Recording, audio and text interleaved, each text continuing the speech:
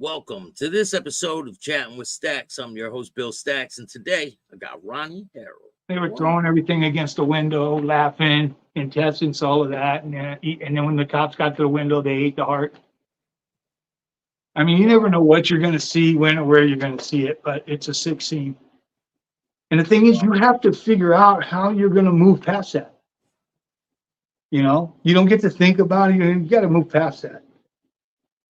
You got to act like that. And, you know, I don't even know how I can't even explain how you reach a state of mind to where that doesn't affect you. Yeah, you don't like sit with your cellie and say, "Hey, how'd that make you feel, man?"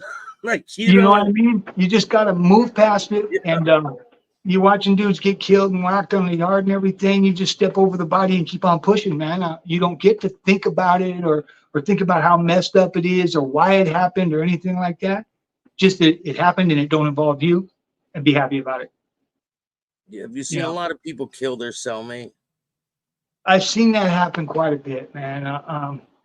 You know, it doesn't take a lot either. It doesn't take a lot. If a dude gets out of ADX and he wants to go back because he now likes the single cell living, the solitude, the TV, all of that, and a lot of them do get out with that, they come out and they don't care who it is. They just want to kill somebody and go back. Because, you know, you whack a dude, you get either 8 or 11 years in ADX to start with, you know. And these dudes are all stretched out forever. They're never seeing the streets, so they just don't care.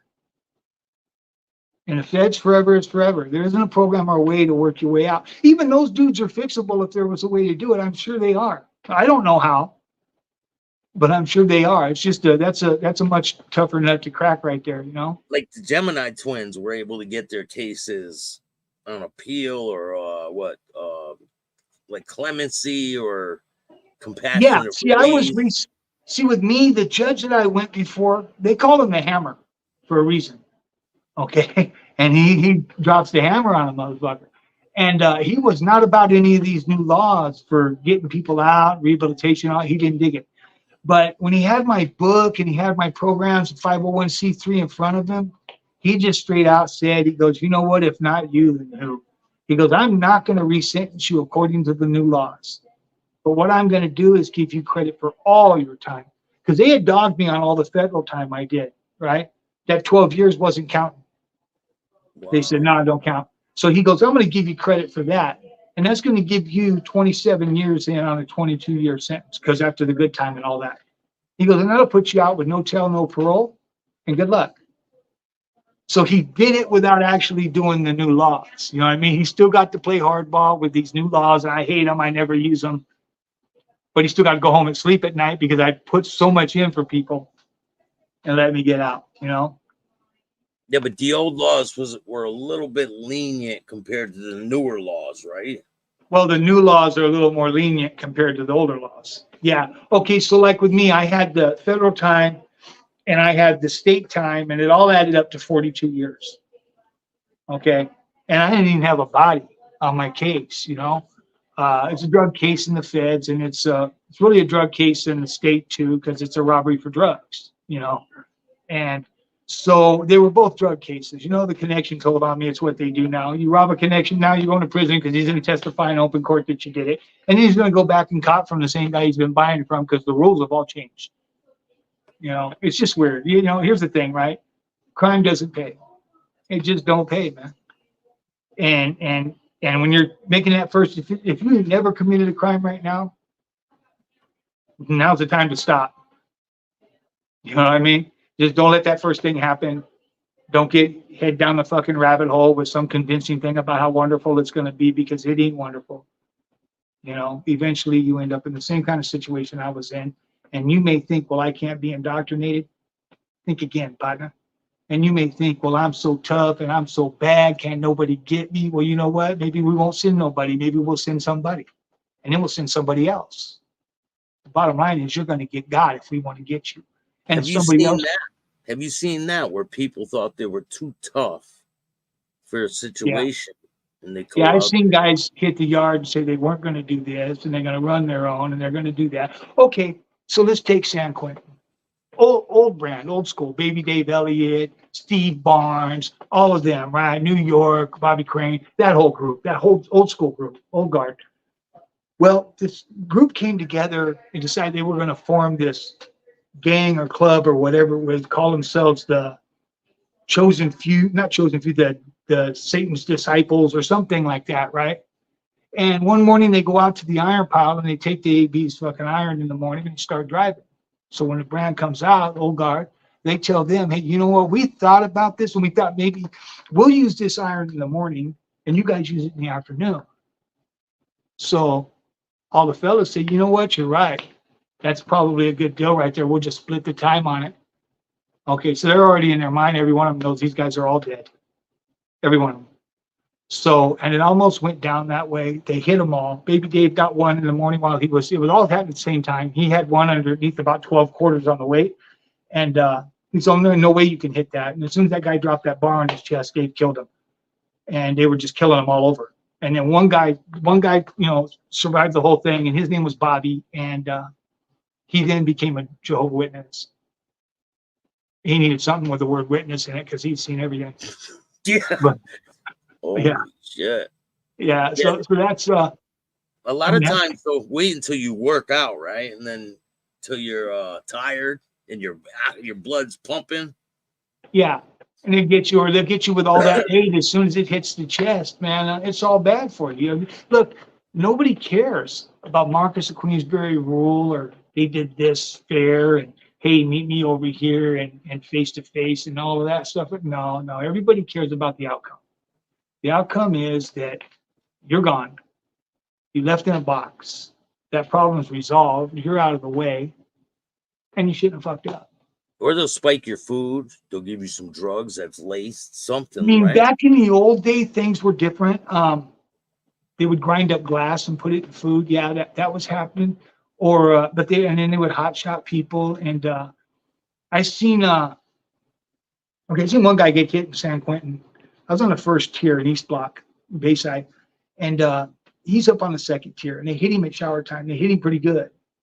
And so they got him on the stretcher. And they run him down the back. They run him down the stairs. And right when they get just past my cell, somebody jumps off that second tier. And this was before they had mesh. Jumps off that second tier right between the two cops. And that knife hit that guy's chest before his feet hit the ground. And he just went ballistic on him and killed him. Finished it up. He was dead right there.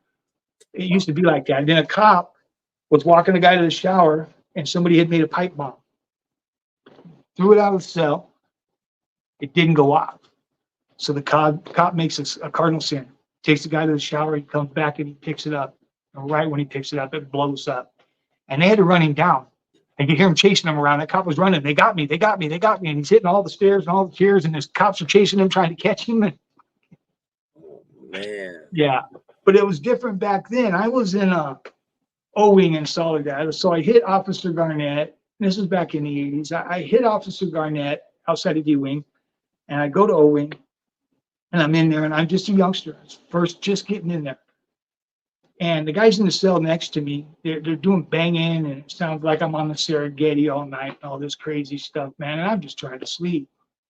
So I think like a youngster, and I'm thinking, well, the best way to deal with this is a bomb. So I write down, give me instructions how to make a bomb. You can get matches back then. So they tell me, well, you do this, you carve the sulfur off the matches, you smash it up, and burn your pants so the zipper comes out, get razor blades, break them up. So I had this whole thing packed. I had the fuse out of a zigzag paper with some sulfur right there lit up, boom, stuck in there. Had all the metal on the bottom, had it sealed up. I waited. And when I went to sleep, I leaned over, put it on the bars. I lit that sucker up, and this thing went out. Boom! And you could hear it all over O-wing, right? But what it did was it was like a projectile. This is my first bomb, so it's like a projectile. It took all that metal that I had in there, it turned it red hot and spread it all over the floor. And these guys wake up from the boom, jump on the floor, and I give them a hot foot. Oh, they're like burning themselves. Yeah, well, all the red metal was, I didn't get them, but it got the floor and gave them a hot foot. And the cops came up and they moved them out of there right then. And, I had quiet time. But, yeah, I was still learning. Would they throw lighter fluid on people and light it? Things like Back that? in the day. They got Charlie Manson that way. For a while, Charlie Manson was protected because he was paying, so the brand protected him in Folsom. Then in Vacaville, I believe it was Vacaville, they threw either gas or lighter fluid or something on him and lit him on fire. And again, you're going to have guys that come out, well, they get gasoline in prison. Okay, so I'll run it down to you. They mow lawns in prison. So, it doesn't, you can bring back a straw of gasoline a day. And in 30 days, you got 30 straws full of gasoline. And you got somebody's bad day written all over them at that point. And they wouldn't just chew gasoline either. I mean, dudes would, they would make like napalm, they would make gels and everything, put it in with waters and all that, and sting it and boil it and get it hot and throw that napalm out. I mean, it's just, you never know. I've seen that, the baby oil and the hot pot. Yeah, baby oil, the gel, the whole 9 yards. And it just, you really got to have your head on a swivel. They used to have the old sanitizer with the alcohol in it too. Yeah, see, all those things you no longer getting none of that stuff no more. You got to get a little more creative. I mean, but let's face it, anything made of stainless steel cuts iron. Okay, so you put a guy that knows what he's doing in a cell with even a pair of fingernail clippers overnight, and he's going to cut a knife out of that angle iron on that bunk, and it's going to be about that long. It's going to be ugly, and it's going to be somebody's bad day. Yeah. It's just how it is in there. And then people will tell you, well, it ain't like that. Well, you know what? You were sitting on a level 1 yard, and all you're hearing about is, don't tell me you're sitting on a level 1 yard about this stuff, because I know you're getting it secondhand. You didn't see it. You didn't live it. You don't know what's going on. And I see it a lot on some of these YouTube things, these dudes getting up there talking about, well, when I was on the 2 yard, into discussion. I don't want to hear it. How much of a difference is it? How much of a difference was it for you from the state versus the feds? There's the pluses and minuses, right? The feds is a dangerous monster, straight out. If you're in the United States penitentiaries, there's not a soft one that exists. They're ugly, and it continues to change all the time. It's always rotating. Big Sandy, they call it Murder Mountain for a reason. Beaumont in Texas, they call it Bloody Beaumont for a reason.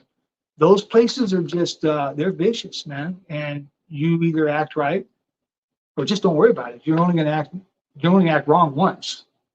They're not playing. They're coming after you. And so you carry yourself in a really presentable way. And I don't care if the guy looks like he sings in the church choir. You give that man respect. He's probably a killer. You can't put the face on a killer. And when I say a killer, I mean something different than a murderer. You got a lot of guys in state that are in for murder. They walk down the street with a shotgun, pull the trigger one time. That's different than a killer. When you come face to face with a killer, you've come face to face with somebody dangerous. So you don't have to be told to watch how you carry yourself around that dude. It is what it is. Did you see the whole atmosphere in the feds change over time?